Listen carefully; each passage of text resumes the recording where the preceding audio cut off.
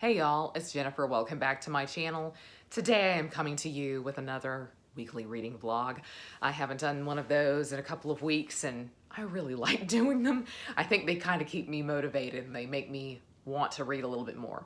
I'm still wrestling with a slump and you will see whenever I decide to film and upload my March wrap up, you will see that I am actually not out of the slump. I'm still trying to fight it, but I have actually completed a few things and I'm in the middle of a couple of things. So that's kind of what I wanted to start off the vlog with, and kind of plans for the week, plans for April maybe. I'm on a bit of a historical fiction kick at the moment. So the book that I am currently reading is Booth by Karen Joy Fowler, and this is a historical fiction book about John Wilkes Booth and the Booth family. John Wilkes Booth is famous for being the person who assassinated U.S. President Abraham Lincoln. And so he's kind of an infamous figure in American history, but I don't know very much about him. And I did know he came from a fairly famous family, but I didn't know who they were and what they were like. And this has been just a really fascinating book. I just have genuinely loved it so far. I'm barely 100 pages in, but we are focusing on a family member at a time. And so we're going through the siblings. And right now, John Wilkes Booth has played little to no role because he is still a child. But I have found the other members of the family so fascinating that I don't even care if we get to him. I just am so enthralled in this. I just have been lost in it for a very long time. And there is something about this book that I particularly love that I don't feel like I can say, because I do think it strays into the realm of spoiler territory. Maybe not. It might be something that's said on the blurb, but I didn't really read the blurb. I just saw John Wilkes Booth historical fiction and I picked it up. But there is a semi-magical quality to the writing and to some of the storytelling, because the Booths were kind of a theatrical family. The father figure of the family was a massive and majorly famous Shakespearean actor. And so there's always just this level of theatricality to how the family talks, and just scenes with certain characters take on this really dramatic quality that I really appreciate. And I also think there is something so fairy tale-esque about the book and about the characters. It just is so interesting. I really can't stop raving about this, and I hope it keeps the momentum up. I'm only 100 pages in. I think it's almost 500 pages. And so there is a lot of time and a lot of room for this one to lose me, but I hope that it doesn't. I just have really been so lost in this over the past day. Another book that I am sort of in the middle of, and I don't know whether or not I'm gonna come back to, or when I'm gonna come back to it, because I am gonna come back to it, and that is Still Life by Sarah Winman.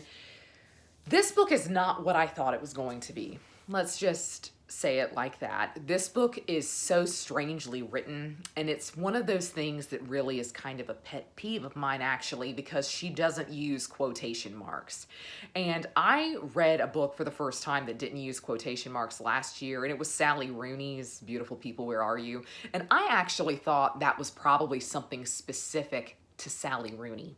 I didn't realize that it was kind of going around the rest of the literary world and kind of like an experiment that other authors are doing it. I absolutely hate it. I need it. My eyes need it. I need you to indicate to me visually that someone is talking. And I don't imagine that I am the only reader who feels that way. I really need those quotation marks. And so this has been really frustrating to read, and it has absolutely nothing to do with the story at hand. The story at hand is really fascinating to me. I don't care anything for the characters, but I care about kind of the thematic content of the book, which is largely about art in World War II so far, and the preservation of specifically the Italian masters and making sure that they weren't taken or stolen by the Nazis. And so there's been just this really lovely meditation on art, and not only on art, but on the city of Florence, which I think is just the city that I enjoy reading about the most. If a book is set in Florence, I'm going to enjoy it, and that's definitely the case here. So in many ways, the book does feel like it's written for me. I do feel as though I am the target audience for this book. I just wish it wasn't written like this. I really wish it had quotation marks. And that's not the only oddity about the writing that keeps me from enjoying it, but I decided to set it down last week, and I picked something else up in its stead, another historical fiction. But I do really want to come back to this because I think the meditation on art alone is really going to be worthwhile for me. And I've heard that E.M. Forster figures quite heavily in the second half of this book, which I think is going to be fascinating. So hopefully I'll come back to this. I don't know when this week I will do it because there is something that is up on the docket for me that I'm really excited about. That is a middle grade. It's called Momo. It's by Michael Ende. And I've never read a book by Michael Ende. He's most famous for writing The Never-Ending Story. And you may be saying, Jenny, why are you picking up a middle grade when I've never seen you pick up middle grade before in your life?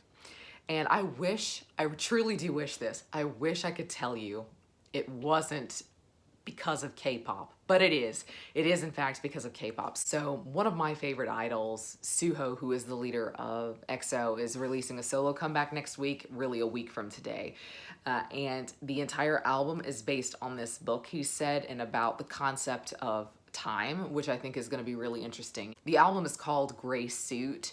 There's a lot of imagery already about flowers and color versus no color, black and white images versus yellow images. So I'm interested in it and I want to read the book prior to the album coming out was my initial thought, but now I'm feeling kind of torn and I wonder if I should wait and listen to the album next Monday and then read this so that I can annotate it, but who knows. That decision may be made for me because Booth is really, really long, and so I don't know if I'll finish it this week, but I do kind of want to prioritize this over still life. I'm on a historical fiction high right now, so I'm really enjoying historical fiction. This is, of course, fantasy. I can't wait. I really just can't wait for this. I'm very excited, and I'm glad that something makes me want to read, even if it is K-pop. So hopefully I am slowly but surely climbing my way out of my slump. But that's all for me right now. So I will check in with you later. I realize I'm back right in the same spot, but I just love to be here in the spring because we get a lot of light in this area. So I decided to just sit right back down in the same spot. But it is a few days later, and I wanted to give you some reading updates. Booth is going so well. I'm just obsessed with it. It is so good. It's so lush. But I want to go on and say there is something about it that I think will bug people. The book is really not about John Wilkes Booth. It's really about his family because I just thought this was so skillfully written. I don't know anything else by Karen Joy Fowler. I know she has written a few other books, but I've never read anything by her. And I actually didn't think she was very well known in the historical fiction community. So maybe this is just one of the few historical fiction books she has. But I really wanted to look her up and look up interviews with her. And so I did. And apparently she really didn't want the focal point of this book to be John Wilkes Booth. She thought a lot of attention has been paid to him in the past.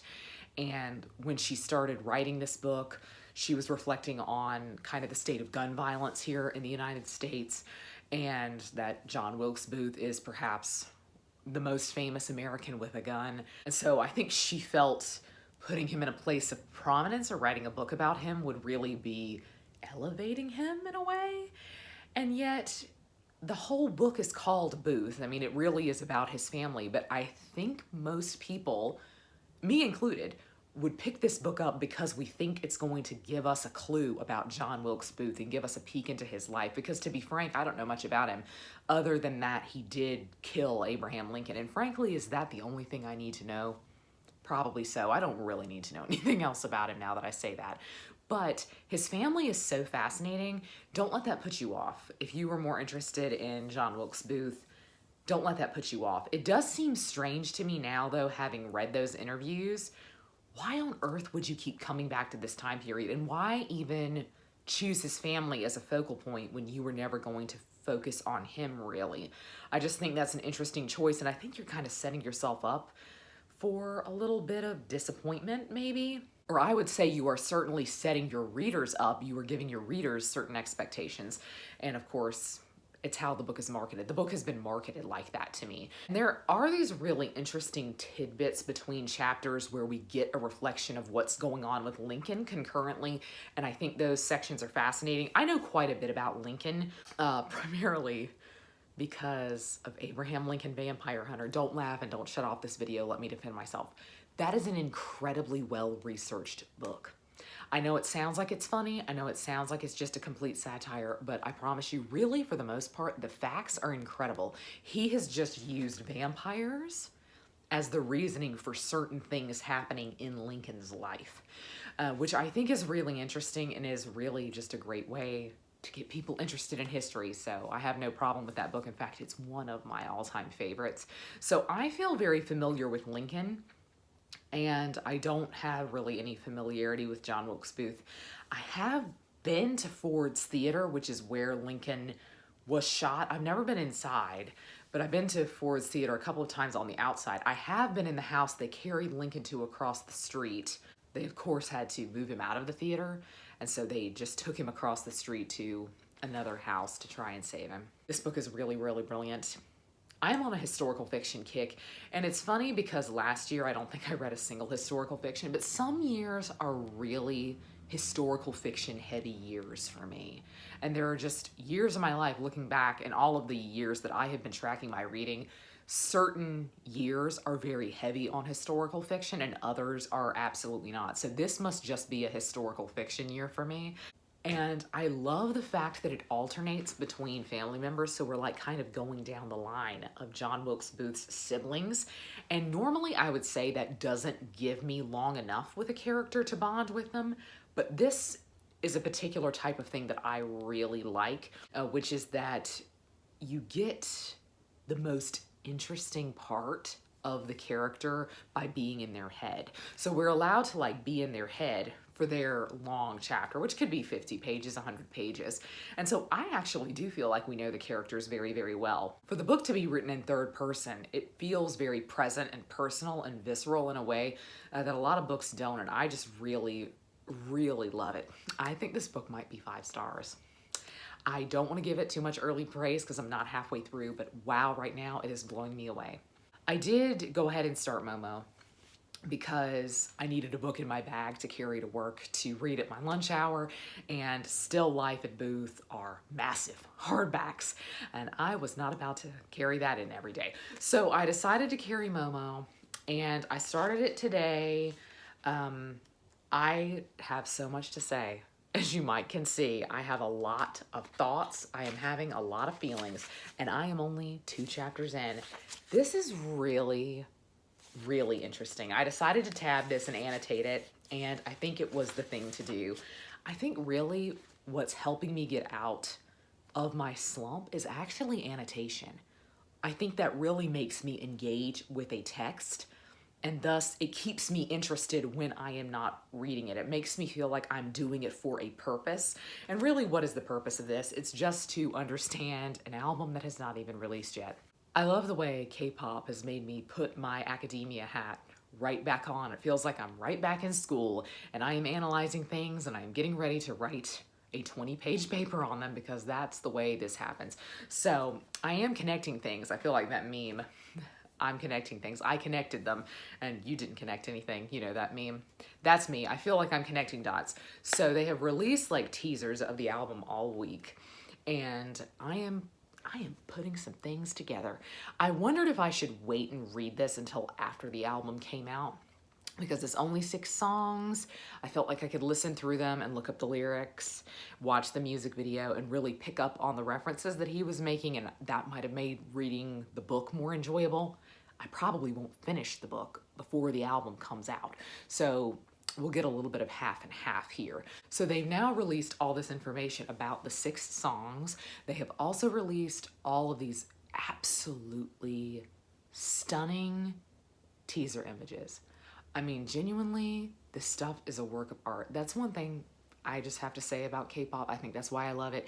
Every inch of what they do is creating art to me. Not only are they musicians, singers, rappers, dancers, there is also this element of just visual art to what they do, because their albums, like their physical albums, are just pieces of art. I mean, truly they are. And there's also, like always, an element of theater to what they're doing, and like a role that they play in their music videos and in their music. And so there's just like this all-encompassing feeling of art and also respect for other art in K-pop because it's constantly making reference to books, paintings. I just really respect it. Suho is an interesting case because I feel like he just has massive big brain energy. I just love his mind. And do you ever feel like that? Sometimes you just want to peek into somebody else's brain. I would love to peek into Suho's brain because I genuinely don't understand music.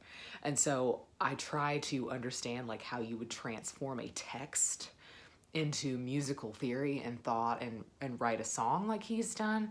And I just don't get it. But he's really, really brilliant. And this is not the first time he's done something like this based on a book, because his last album was based on Van Gogh and it was amazing. So all of these songs, the theme is time, and the theme is like going back into a colorful world. Like the theme is going from gray into a colorful world apparently.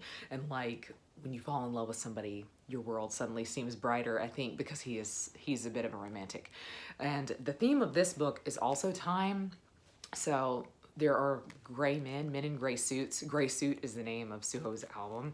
So these men in gray suits are coming around, and there's also this concept of a time lily that has not been fully explained yet, and all of the images of Suho have been with these tulips and daffodils, and I'm telling you, none of these are lilies. And so some of the images that have been released with him and like the teasers with him have like frozen flowers, like the flowers are frozen, and so I'm going, okay, frozen in time. So I'm really trying to look at this through the lens of time because I know that's going to be a major theme. So some of my tabs are about time, my pink tabs are about time, my blue tabs are just quotes, and my yellow tabs are, I think, yeah, music, the theme of music, and my green tabs, I don't have any green tabs, are specifically for what Suho references.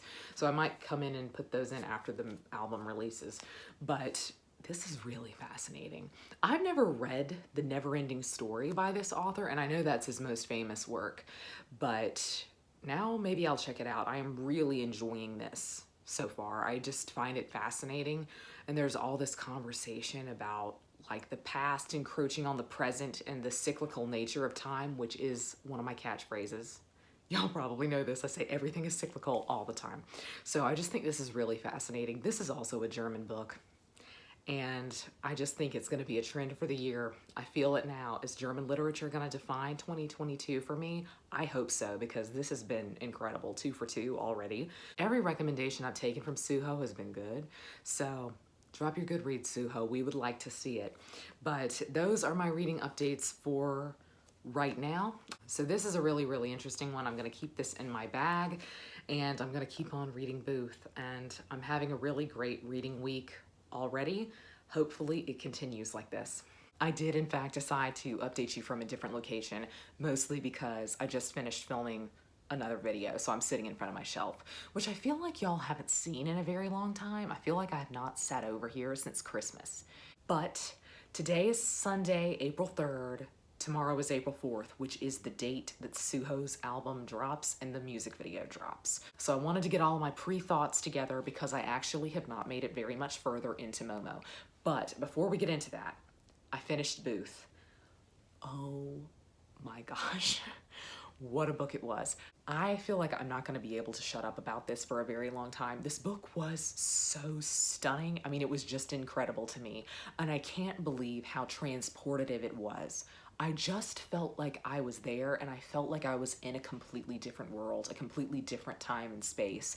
And that's definitely what pre-Civil War America is to us nowadays. We really can't even conceive of how people were living at that time, but it's just interesting that the Booths were a really insular family, and so everything happening in the outside world really barely affected their dynamic as siblings and as a family. And as I stated in my earlier clip, John Wilkes did not play a very large role in this book at all. He was certainly there. He was definitely a side character, and I think there was good and bad in that. I did wind up rating the book 5 stars. I just genuinely loved it. And so much that I loved was just an emotional trigger response to the book, and really had nothing to do with the technical quality of it, though I do think it was just a technically brilliant book, except for that last quarter. And this has to do with the fact that she did not want this book to have any emphasis on John Wilkes. The last quarter of the book dealt with the war, and then, of course, dealt with Lincoln's assassination. And that was so skimmed over. It was just so odd to have been an event that was not only massive in the life, of course, of John Wilkes Booth, who was the assassin, but is something that directly affected his family and really made life extremely hard for them, ruined some of their careers, their marriages. It definitely had an impact on them and how the public perceived them, how neighbors and friends perceived them. For it to be an event that she wanted to place in the book and then show the aftermath of for everyone else in the family, there wasn't much given to it. So if you walked into this book hoping to get more context for John Wilkes, and also to get more context about the assassination plot, because John Wilkes was a key part of a larger assassination scheme, the other participants chose not to do it. It fell through for a variety of reasons for everyone else in the group that he was in. And that is an interesting story in and of itself, how John Wilkes got involved with these people, the plot to essentially assassinate most of the top people in U.S. government at the time, and make way for the South to rise again. That's an interesting book on its own, and I can see that she wouldn't want to tackle all of that. But all of that was basically summarized in one page. Mary Surratt being hanged, the other players, the reason why they didn't go through with their part of the plot, John Wilkes actually genuinely assassinating Lincoln was barely a footnote in the book. The scene was not very big at all, and it was interesting because Lincoln's story was really interwoven, and I don't feel like I'm spoiling this because I feel like if you went into this book knowing anything, you knew that John Wilkes would assassinate Lincoln. And so I do think that was the big faltering point. The last quarter wound up feeling very, very rushed because of that, when the rest of the book had a really slow, meandering pace that I think worked really well for the story that she was trying to tell, but it made that last quarter feel so tonally different. And of course, they were moving out of a time of kind of peace into the time of war, which is of course more chaotic and fast-paced, and maybe that was the intent behind putting everything in this last quarter of the book. I just found that part of it strange, and I found that part of it to feel rushed. Otherwise, I think this was just a genuinely brilliant book, and I actually really appreciate that she didn't want to give John Wilkes any page time. Her author's note at the back said that she didn't want to glorify him, she didn't really want to talk about him, but she couldn't ignore the rest of his family, and she couldn't ignore the time period. So she went back in and reworked the story to be about them. And I personally completely agree with that, but I do think it means that there were some pitfalls at different parts of the story. So that is one thing I would say about it, but otherwise, definitely one of my favorite books of the year. Oh my gosh, I'm just blown away by it. I now want to read everything Karen Joy Fowler ever wrote. That was so stunning to me, but now let's move into Momo. I have not gotten much further into Momo, sadly, and I actually thought, this is hubris, I thought I was going to finish this book before tomorrow. Little did I know, I absolutely was not going to do that. I spent a lot of time with Booth, and I'm glad I did. I'm glad I didn't rush through it. It did feel like a book that you really wanted to take your time with, and so I actually really appreciate that it took me a longer time to read than it normally would have, I think, but it did mean that Momo took a back seat. I'm still tabbing. You can see where I am. It's not very far. But I did want to go on and kind of finalize my pre-thoughts. I'm actually glad this has happened because I do think it's going to be more interesting to read the second half of the book, having the context of the album being out, knowing the lyrics. And Suho has a live in the morning at 4 o'clock in the morning, and your girl won't be up for that. But he has a live before the music video drops for his first single, and the name of that is escaping me right now. It might literally be called Gray Suit, which is the name of the album. But I think the live he might discuss this in, and he might at least discuss concepts about the album and the music video specifically, but they've dropped more teasers about the music video, and once again, I just want to say everything is stunning. I mean, everything is really beautiful. It's so funny in K-pop. Most people don't come right out and say, oh, he's gorgeous. That's the most beautiful man I've ever seen. A lot of people in K-pop say visuals. they say the visuals are top notch. The visuals are incredible. So allow me to go on and say, even though the music video has not come out yet, the visuals are incredible. Let's just go on and put that out there. I think he looks amazing, but also I think the music video has a different tone than what I was expecting at the beginning of the week. I thought it was going to be based around the time lilies, and that's not what's happening. I think this is going to be a more subtle music video. It almost looks like he's doing like a live performance, playing an instrument, like he's playing the guitar. He apparently taught himself guitar while he was in the military for 2 years, which stuns me. His mind, like I said, he just really stuns me because he also learned quite a bit of English while he was in the military. Amazing. I just don't know. What am I doing? You know, sometimes you hear about what other people have done with their time, and you look at yourself and you look at your life and you're like, what am I doing? I could have learned a language in the past 2 years, but I didn't bother to do it. I wish that I had. But his military service, I think, will also tie in with this, that time has passed, that he has not been present in the realm of K-pop, that he hasn't been recording, and that people maybe he fears have forgotten him. That's definitely what I think is going to be the theme, is like kind of coming home, a homecoming, not only for him, but a homecoming for people who listen to his music, which I just think is going to be stunning. So definitely that's probably why time is one of the themes. But this is really interesting. This is in kind of an Italianate world. There's all this talk about amphitheaters and definitely ancient ruins, which I, of course, am eating up. I'm loving it. If you had told me years ago that there was a book like this, talking about time, set in kind of a semi-Italian city with Roman ruins, I would have said, yes, give that to me right now. So I'm really happy with the vibes of this book that I didn't expect. And so I really like that because definitely the theme of time is present in everything that happens. So it's present in the fact that the ruins are still in the city, the ruins still impact the town. And so we have this instance of the past encroaching on the present. Momo as a girl just kind of like appears one day and people are like, where'd you come from? How'd you get here? You're a child, you can't be on your own. And she's like, well, I have no memory of not existing. I feel like I've always been here.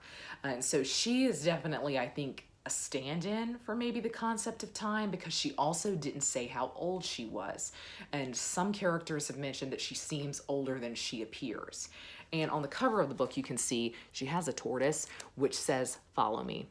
And tortoises are, of course, really long-lived animals. So I think it's going to be like somebody sticking around, like someone long-lived, maybe, immortality, watching time pass you by, watching the passage of time. But the men in gray are stealing time, I think. And so it's interesting, Suho's album is called Gray Suit. So is he referencing the people taking time? He's referencing kind of the evil side of this. And then he's also talking a lot about the time lilies, and that's a concept that hasn't gotten explored yet too much for me in the book so far. So I'm curious to see what that means. And this is really me sitting here crazed, trying to connect dots on the wall. I'm shocked I don't have a dry erase board out writing all this stuff down. I am really enjoying this, and I think the sad thing is that in the past I have been very, very hard on middle grade. I think I'm someone who's often thought I'm just past the point in my life where middle grade appeals to me, and so I just don't really remember encountering literature for this age range, and I think it's always made me feel like I probably wouldn't like it, or that it was written too young. This definitely feels like it is written for a young audience, but it's dealing with some really interesting, deep thematic content. So I can see why Suho is interested in it specifically, and I can also see why this became a massive bestseller, because I looked this up, and apparently when this was first published, they wouldn't publish it as a children's book here in America. They would in Europe, in other European countries, but they would not publish it as a children's book here in America. And so I'm curious to find out why that is. But I think I'm gonna try to read some more of this tonight. I'm debating, do I just wanna wait? Because it's less than 12 hours now. The music video is gonna be out, and then the album will be out. And right when I get up in the morning, I am gonna listen to the album straight through, and I'm gonna figure out some things. Knowing Suho, this is going to be more conceptual. This will be related more on a conceptual basis than it will be truly a blatant reference. I think the teasers are the most blatant reference we're going to get, because it looks like the music video is going to be very straightforward and very simplistic, which I think is Suho's style. Suho is very elegant but very simple, and so I think that's probably what the music video is going to be. I don't think we're going to get a lot of Momo in that, but I think the concept of the album, and I think the album itself, will give us a lot, because the photos that they have released are just genuinely stunning, and I cannot wait to see the album in person. And there's two versions of the album. This goes back into my theory. So there's two versions of the album. One is called the color version and one is called the gray version. And again, this goes back to, I think, his larger theme that he has stated is what this album is partially about, is moving out of a gray world into a world of color. And I'm curious to know if that's majorly a theme in here, or if that's just something that Suho is personally going through, and so he is relating it to this book. I don't know. Maybe I've taken him too seriously. He mentioned vaguely in a Rolling Stone interview that this album was based on this book, and I took it to mean literally, so we'll find that out in the morning, I'm sure. I will check in with you tomorrow and wrap the vlog up, because I'm gonna figure out what's going on with Suho. He's trying to pull the wool over my eyes. I can feel it, but you can't pull one over on me. So I'm gonna connect things. I'm gonna figure this out. Most everyone in K-pop probably never predicted that some crazy woman in America was gonna read all of the books that they suggested and then analyze their music behind it. But here I am, and I'm gonna do it. I wanted to wrap up the vlog, but I intentionally did not put this on my tripod because I don't want to sit here and talk to you for 20 more minutes about this. But I did get a bit further in Momo last night, and it really entered into the world of time.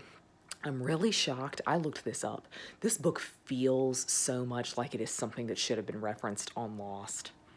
And it wasn't. Like, I looked at all of my lists and I didn't see it at all on any Lost list, which I am stunned by, because the book feels like it should have been mentioned on Lost, especially with this concept of time. But there was a really nice passage about time, and like time as a concept that is internal rather than external. Like, we create clocks and calendars to track time, but it really is something internal and personal to you, because we each know how fast or how slow an hour goes depending on what you're doing, which I thought was really, really interesting. So I'm excited to finish that out. Suho dropped his album this morning, and I see a lot of similarities between the album and the book, but it's definitely more conceptually related than it is very physically related or directly related, which is what I assumed, because that's kind of the way Suho is. Suho is very, I want to say he's very detail-oriented, but he's also very subtle. So I expected that, and let's just go on and get it out of the way. The album, beautiful, incredible, show-stopping, amazing, never been done before. Wow, album of the year? I think so. So I really loved the mini album so much. Favorite track is definitely Decanting, which is a song where he compares falling in love to drinking wine, and like how wine flushes you. Beautiful. I mean, a gorgeous, gorgeous song. But also Hurdle, which was amazing and insane, and he's gonna release a music video of that looking like this. I am taking thoughts and prayers at this very difficult time. If you don't hear from me after Thursday, April the 7th, this is possibly the cause. But each of the songs mentioned time at least once. Time shows up in the lyrics at least once. And the music video for Gray Suit that he released this morning had a lot to do with gray suits and like the men in gray that are in the book that are kind of controlling time, which is so interesting because apparently you forget about them when you don't see them. And so that was the concept behind this music video, and it was really interesting, but again, it was very subtly related to this. But anyways, I just am obsessed with it. I'm gonna be listening to the album on repeat today, but I am still loving Momo. I think I will continue with that. I don't know what I'm gonna pick up next though. I'm feeling like another historical fiction, but I tried a couple last night and didn't really feel either one of them off the bat.